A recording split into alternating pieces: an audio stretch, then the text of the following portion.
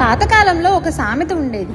వరదలు వస్తాయని వర్షాలు ఆగునా అన్న సామెత మాదిరిగా మీరు గోడ కట్టించినంత మాత్రాన 2019లో వచ్చిన వరద నీరు లోపలికి రాక ఆగలేదు.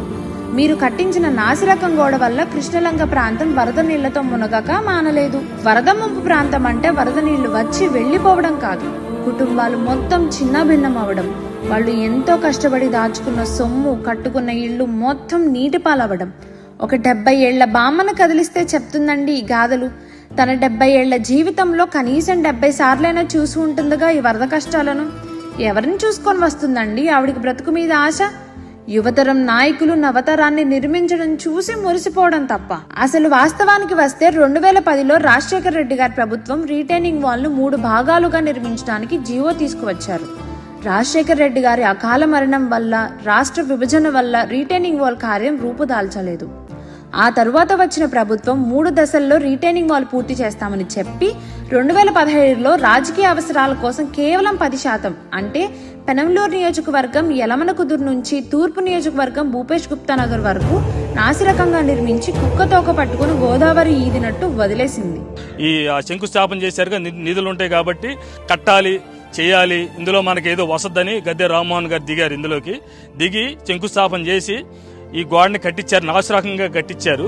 గతంలో అయితే ఏమయ్యేదంటే వరదలు వచ్చినప్పుడు, రిటర్నింగ్ వాల్ లేనప్పుడు, వరదలు వస్తున్నాయని తెలిసినప్పుడు వీళ్ళందరినీ తీసుకెళ్లి స్కూల్లోనూ, ఓడియో బిల్డింగ్లోనూ ఎక్కడో సైడ్ పెట్టి సామాన్ సహా తరలించేవాడు. అది వాల్ కట్టారనే భావంతో అందరూ కూడా మాకేముందులే నీళ్లు రావాలని ఊరుకుంటే వాళ్ళలోంచి క్రాకులు వచ్చి బెజ్జాల్లోంచి నీళ్లు వచ్చేసి మొత్తం ఫుల్ఫిల్ అయిపోయింది. ఏదైతే నా ఎత్తు నీళ్లు ఇక్కడ తాండం ఇచ్చినాయి, ఎక్కడైతే నుంచి మాట్లాడుతున్నాం మనం అక్కడ అంత ఎత్తు నీళ్లు ఉన్నాయి. అవి వచ్చినాయి కానీ వెళ్లే మార్గం లేదు. కేవలం 10% గోడ మాత్రమే నిర్మించి ఆ కట్టిన గోడ కూడా నాసిరకంగా కట్టించి ఇప్పుడు మా వైఎస్ఆర్ కాంగ్రెస్ పార్టీ కట్టించిన గోడ మొత్తం మేమే కట్టించామని ఈ ఎలక్షన్ సమయంలో చెప్పుకోవడం మీకు సిగ్గుచేటు. ఆ కృష్ణలంక ముంపుకు గురవుతా ఉంది. రీటైనింగ్ వాల్ కట్టాల్సిన పరిస్థితి ఉంది, కానీ పరిస్థితి చూస్తే కట్టల. నాకంతా నాకే బాధ అనిపించింది. ముంపుకు గురవుతా ఉన్నాయి. ఎస్టిమేట్లు తయారు చేయించి వెంటనే రీటైనింగ్ వాళ్ళకు ఫండ్స్ శాంక్షన్ మనం చేసాం. మీ 65 ఏళ్ల అనుభవంతో కట్టిన గోడ పనికిరాలేదు కాబట్టి ఈ యువతరం నాయకులు సాంకేతిక పరిజ్ఞానంతో చేయించిన మార్పుల వల్ల ఆ ప్రాంతం ముంపుకు గురవ్వకుండా కాపాడుకోగలుగుతున్నారు. అవినాష్ గారు 21 రోజుల్లో 21 లక్షలు ఖర్చు పెట్టి లాక్ సిస్టమ్ ఏర్పాటు చేసి ఈనాటికి కూడా సుక్క నీళ్ళు లేకుండా చేశాడంటే ఘనత దేవినేని అవినాష్ గారిది. ఒకప్పుడు వరదలతో మునిగిన ప్రాంతం ఇప్పుడు రీటైనింగ్ వాల్ కట్టాక అక్కడ పెద్ద పార్క్, వాకింగ్ ట్రాక్లతో ఇప్పుడు కాలానికి తగ్గట్టు ఆధునీకరించి ఆ ప్రాంతాన్ని ఎంతో సుందరంగా తీర్చిదిద్దారు.